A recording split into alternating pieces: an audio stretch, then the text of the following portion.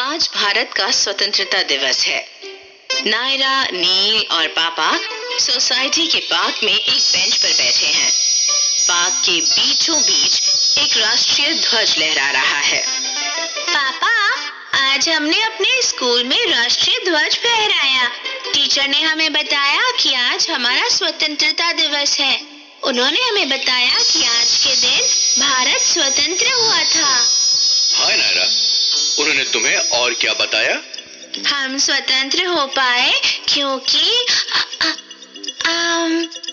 मुझे याद नहीं आ रहा कि उन्होंने और क्या कहा था। पापा, मुझे याद है, क्या मैं बताऊं?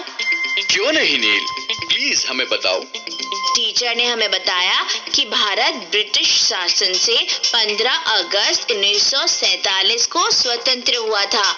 हम इसी दिन की खुशी में आज के दिन को सेलिब्रेट करते हैं। पापा, अंग्रेज भारत पर शासन क्यों कर रहे थे? नील, नायरा, बहुत साल पहले जब पूरा भारत कुछ छोटे छोटे राज्यों में बटा हुआ था, अंग्रेज हमारे देश में व्यापारी की तरह आए थे। व्यापारी वो होते हैं जो कोई सामान को बड़ी मात्रा में खरीदते और बेचते हैं। धीरे धीरे वो बहुत ही ताकतवर होते चले गए और हमारे देश पर शासन करने लगे। ओह, पापा, टीचर ने एक प्रदर्शनी के बारे में भी बताया था जो आज हमारे स्कूल असेंबली हॉल में होने वाली है। उन्होंने कहा कि हमें वहाँ भारत के बारे में और भी बहुत सारे तथ्य सीखने को मिलेंगे। क्या हम वहाँ चल सकते हैं? हाँ नील, वो प्रदर्शनी शाम 4 बजे शुरू होगी। हमें वहाँ जरूर जाना चाहिए। नायरा और नील इस प्रदर्शनी को देखने के लिए बहुत ही उत्सुक थे।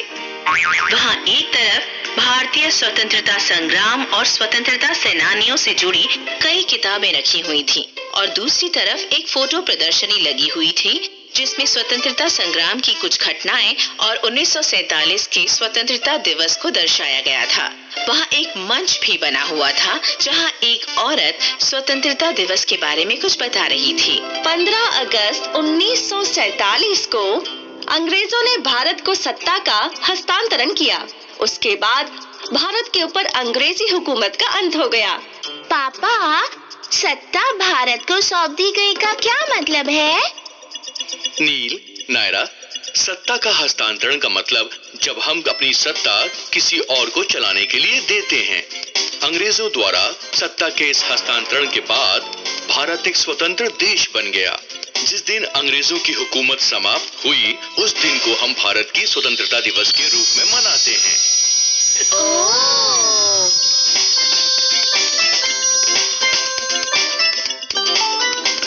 बच्चों, आपको पता है आज लाल किले पर राष्ट्रीय ध्वज कौन फहराता है? नहीं। हर स्वतंत्रता दिवस को भारत के प्रधानमंत्री राष्ट्रीय ध्वज फहराते हैं। उसके बाद वो हमारे देश की जनता को संबोधित करते हैं या करती हैं।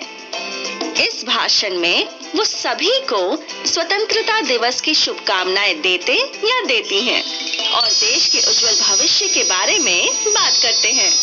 ओह हाँ, ये तो मैंने आज सुबह टीवी पर देखा था। हाँ बच्चों, क्या आप दोनों जानते हैं राष्ट्रीय ध्वज कैसा दिखता है? हाँ, ये बहुत अच्छा दिखता है और इसमें 3 रंग होते हैं। मैं जानती हूँ, इसे तिरंगा झंडे के रूप में भी जाना जाता है। हाँ, इसके बिल्कुल ऊपर नारंगी रंग, बीच में सफेद और नीचे हरा रंग होता है। इसके बीच में गाढ़े नीले रंग का अशोक चक्र भी होता है। इसे हम भारत के प्रमुख राष्ट्रीय प्रतीकों में से एक के रूप में जानते हैं और हम सबको हमेशा इसका सम्मान करना चाहिए। बहुत अच्छे, मुझे बहुत खुशी हुई कि आप लोग स्वतंत्रता दिवस के बारे में बहुत कुछ जानते हैं। अब दर्शकों के साथ जाकर बैठ जाइए। मैं आपको बताऊंगी जब भारत 15 अगस्त 1947 को आजाद हुआ था, उस वक्त क्या हुआ था। अंग्रेजों ने भारत पर अपना शासन समाप्त किया। पंडित जवाहरलाल नेहरू स्वतंत्र भारत के पहले प्रधान